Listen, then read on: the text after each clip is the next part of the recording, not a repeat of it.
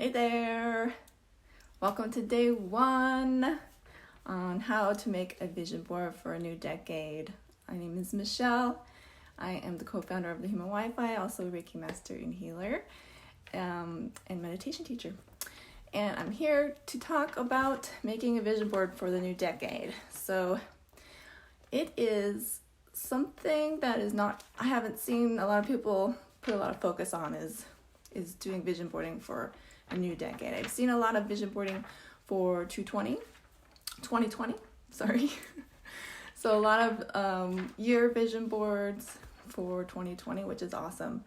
But my biggest challenge is, can you make a vision board for the next decade?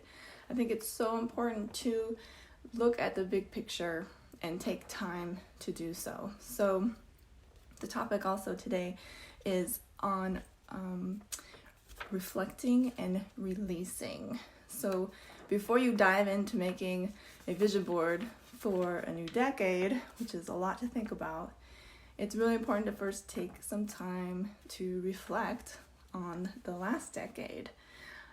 Because just like when you want to remodel your house, right? You want to get new furniture and everything, and if you keep all the old furniture in there, there's no space for the new. So you have to get rid of the old furniture. Same concept here. Thanks. Same concept here, right? So if you want to bring some new things into this new decade, we have to take time to get rid of all that didn't serve you in the last decade. So my challenge to you is, first of all, making a new decade vision board. And secondly, before you make it, to take some time to reflect on the last 10 years. Have you done it? Have you done it yet? Have you taken this time yet? January is like the best time to do so. So even if you haven't done it yet, I know a lot of people make the New Year's resolutions on the 1st, but really still take that time. So let's talk about reflection and how to go about it, because 10 years is a long time. And if that's too overwhelming, you could just do a year. But the most important thing about taking time to reflect is giving yourself alone time. I feel like some sacred time alone, right? So I like to just make it special. I usually do it at night. That's why I'm a moon baby. I love the night. That's when I get a lot of information and connection and kind of like downloads. So I take time at night. I put music on, get some tea, light a candle, say a little prayer, ask for some guidance in my reflections on what I need to know. And I do a lot of journaling. But another way you could do it, there's no right or wrong way. It's just a matter of taking the time, right?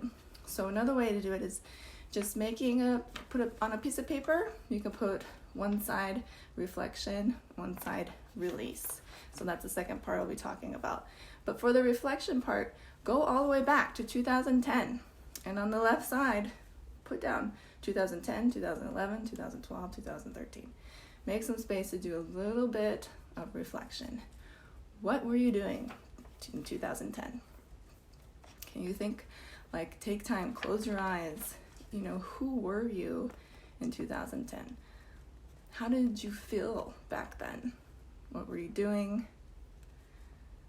And just really embrace that, because it's important to embrace where you were so you can also appreciate how far you've come. So in 2010, I was doing this myself, and I was living in a studio apartment by myself, in a lot of weird relationships that were some good, some bad. I was working full-time a lot, teaching in public schools, very stressed, feeling unfulfilled, lost, and I did not have any kind of spiritual practice.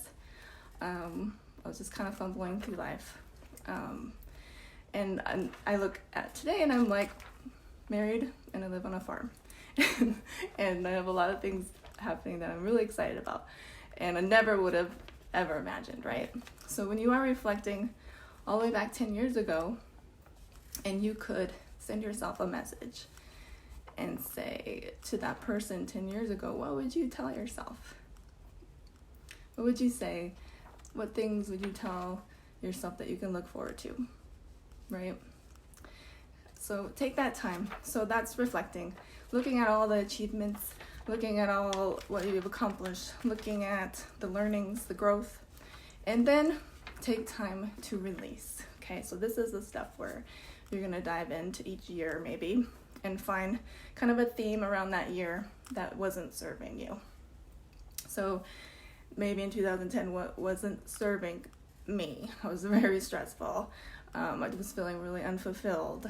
I had a lot of resentment towards myself and others. So I know there was a lot of like forgiveness that needed to happen back then. I didn't feel very good. So those are some things I want to release. I don't want to take that into the next 10 years. And that's what you want to do kind of every year. What did you have any major traumas? Did you have any bad breakups? Did you lose your job? Did you were you broke? Those kinds of things. Sometimes if we don't take time to release them, they turn into blocks, and they block you from moving forward. So I encourage you to make that new decade vision board, but first take some time to release or to reflect and then release. If you need help releasing, another great way to release old stagnant energy, old blocks, is through Reiki. I clear my chakras almost daily. That is really, really helpful. Meditation is powerful, and the most powerful thing that I have found is breaking walls, and that is also breaking the energetic block that could be in the way. So if you need help with that, reach out. If you have your own ritual, your own way of releasing, share it below. We'd love to learn from you as well. And if you've already started your vision board, share it below. And next video that I'll be doing next week, same time, same place, I will be sharing about how to go about planting those seeds and looking into the future, and how vision boards can really help you stay focused on those goals and intentions you have. So thank you guys for joining me. I see some people there, and I'm excited to see you all, and hope to see you next week. And share with me below some information that you've been doing, some things you've been doing. So I'll talk to you guys later. See you.